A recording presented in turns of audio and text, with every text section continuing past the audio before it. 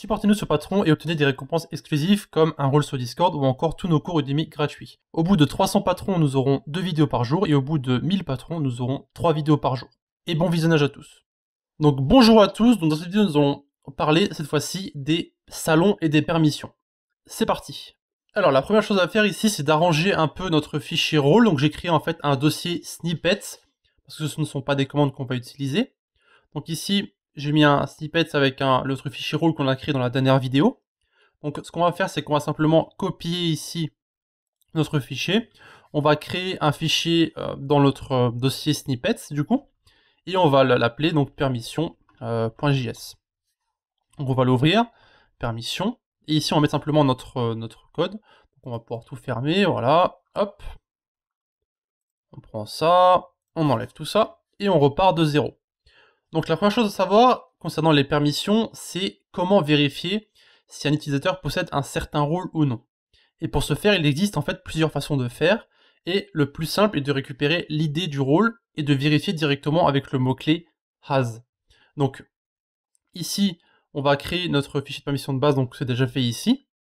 Donc comme je l'ai dit, la première chose à faire est de récupérer l'id de notre rôle, et pour récupérer l'id d'un rôle, il suffit de le mentionner, puis de mettre un backslash avant la mention sur votre serveur Discord. Donc on va d'abord mentionner notre rôle, voilà. On va revenir avant, on met un backslash, et ici vous aurez donc l'idée de votre rôle qui est en fait ce que vous avez ici. Donc on va le copier, donc pas ce qu'il y a le 1 et le A, le arrobase ni les signes ici, simplement les nombres. On revient dans notre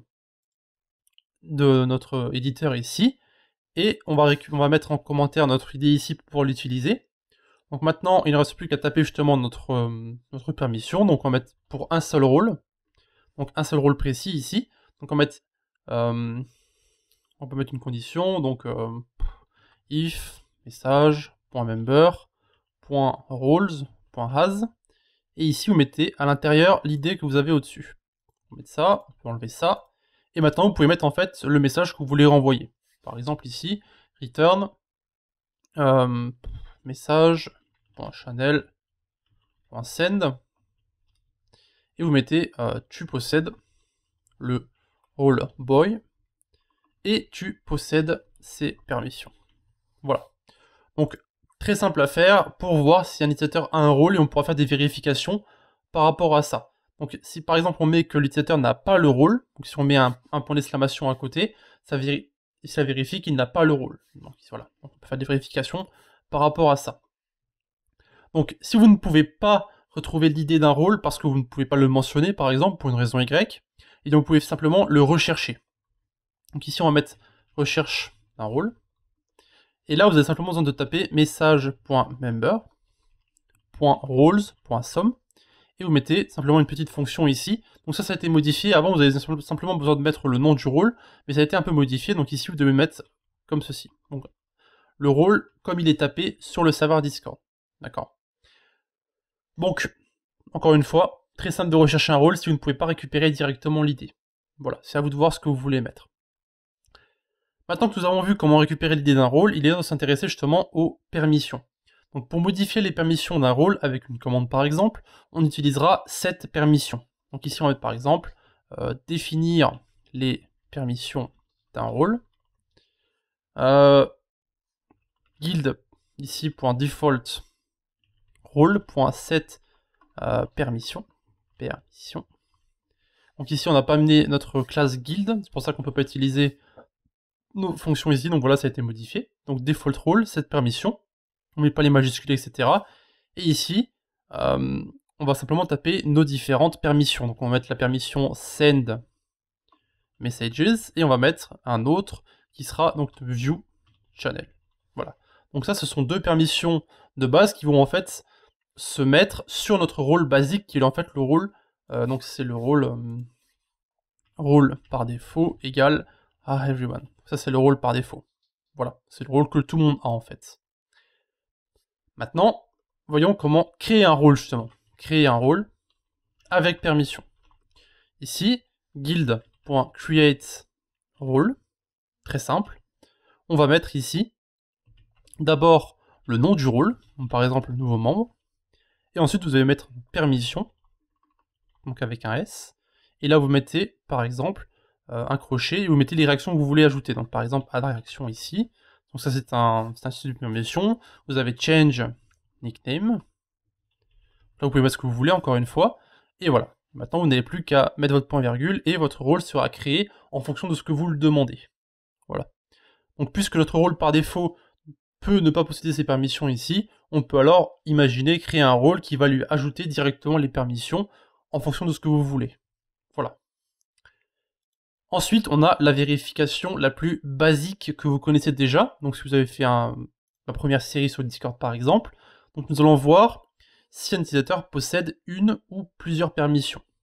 Donc vérifier si l'utilisateur possède une permission. Voilà. Donc ici, ce qu'on va mettre, c'est message.member.as permission. Voilà. Donc add réaction. Une permission, encore une fois. Mais on peut aussi vérifier si l'utilisateur a plusieurs permissions. Donc ici, on peut faire un petit copier-coller. Possède plusieurs permissions. Ici, on va mettre donc message.member. C'est plus ou moins la même chose, hein, .as permission. Sauf qu'ici, vous mettez vos crochets, comme ceci, et vous mettez les différentes permissions que vous voulez ajouter. Donc add réaction, et donc change nickname. Voilà. Donc ça va vérifier si l'utilisateur a plusieurs permissions, et ça c'est une seule permission. Voilà. Encore une fois, c'est peut-être quelque chose que vous connaissiez déjà, puisqu'on en a déjà parlé brièvement dans la première série. Ok. Donc j'ai dit qu'on s'intéresserait aussi au salon. Donc ce que nous allons faire ici, c'est les permissions concernant les salons. Donc là, ça va se compliquer un petit peu. Donc premièrement, nous allons voir comment modifier les permissions d'un seul salon. Donc ici, modifier les permissions d'un salon. Donc ça sera channel, la classe qu'on va utiliser, .overwrite permissions avec un S. Et là en fait, le channel n'est pas défini, donc on va devoir le définir ici comme classe dans nos différents arguments, comme ceci. Et maintenant, on va devoir justement mettre le rôle qu'on veut modifier. Donc ici, ce sera channel.guild.defaultRole, donc c'est notre rôle par défaut. Et ici, on met simplement les réactions qu'on veut mettre. Donc ici, on va mettre add réaction false, comme ceci. Donc là, on va en fait modifier les permissions du salon, donc d'un salon, et ce sera le salon par défaut en fait, tout simplement. Et là, on modifiera donc add reactions pour false. Donc pour le moment, pardon, cela n'est pas réellement compliqué. Cependant, nous allons utiliser cela pour modifier les permissions d'un salon pendant sa création. Donc, on va récupérer simplement notre rôle que nous avons plus haut. Donc, c'est celui-ci, le boy. On va mettre ici en dessous, donc, création d'un salon et des permissions. On va mettre notre const à rôle, donc c'est notre rôle qu'on veut ajouter. Ici. Alors, je sais pas pourquoi ça s'était mis à côté, hein. Encore une fois. D'accord. Hop. Hop. Voilà notre rôle qui n'est pas utilisé pour le moment, c'est pour ça qu'il est souligné en rouge. Donc ici, on va mettre guild.create channel. Là, on va mettre le nom du salon, donc un salon, peu importe le nom. Ça sera un salon texte. Et on va mettre ici donc les différentes permissions. Donc on va devoir créer un objet pour chaque ID qu'on veut modifier. Donc id guild.defaultRole.id. Et ici, on va deny justement la permission qu'on veut enlever. Donc view channel. Ici. Et ici, on va modifier justement pour un autre rôle. Donc par exemple, on va mettre id, donc ce sera cette fois-ci arole.id. Et on va ici allow au lieu de deny. Donc on va mettre view channel. Voilà. Donc ici, notre salon va être créé avec les permissions du rôle boy qu'on a récupéré ici, qui sont déjà définies. Et le rôle par défaut, qui est en fait le rôle A everyone qu'on a vu avant, eh bien, il n'aura pas les permissions de voir le salon. Par contre, ceux qui ont le rôle boy auront la permission de voir le salon, avec ce que nous avons ici. Voilà. Maintenant, imaginons qu'on va désirer changer les permissions sur tous les salons de notre serveur. On va devoir commencer par récupérer d'abord tous nos salons avec une boucle, et ensuite on va d'abord on va devoir justement modifier les permissions qu'on veut. Donc ici on va mettre modifier les permissions de tout le salon. Voilà. Donc ça sera message.guild.channels.forEach. Donc ça sera une boucle for each à 5 channels. Parce qu'on va utiliser le mot-clé await, comme ceci. Voilà. Et donc ici, on commence par notre boucle pour récupérer nos différents salons, donc ce qu'on a créé ici. Et ensuite, on modifie les permissions. Donc await, channel.overwrite permission, donc ce qu'on a vu plus haut. Ici, ce sera donc pour le rôle par défaut, donc channel.guild.defaultRole. Et on met les permissions qu'on veut enlever, ou ajouter, hein, c'est à vous de voir. Donc messages, on va mettre false. Et ici, on va mettre add reactions, false. Et voilà. Donc, encore une fois, vous pouvez mettre le rôle que vous désirez. Hein. Ici, au lieu de prendre ce rôle-là ici, vous pouvez simplement mettre le A-role qu'on a créé auparavant, donc celui qu'on avait ici.